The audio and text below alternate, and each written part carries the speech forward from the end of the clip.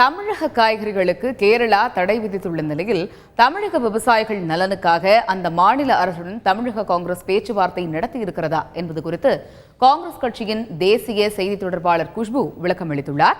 தந்தி டிவியின் கேள்விக்கு என்ன பதில் நிகழ்ச்சியில் தலைமை செய்தி ஆசிரியர் ரங்கராஜ் பாண்டே எழுப்பிய கேள்விக்கு குஷ்பு அளித்த பதிலை பார்க்கலாம். தமிழ்நாட்டிலேருந்து வரக்கூடிய காய்கறிகளுக்கு கேரளா பேன் பண்ணியிருக்கு. இங்கே பெஸ்டிசைட்ஸ் ரொம்ப நிறைய யூஸ் பண்ணியிருக்காங்க. அதனால் பூச்சியெல்லாம் இருக்குது, சாப்பிடக்கூடிய அளவில் இல்லைன்னு சொல்கிறாங்க.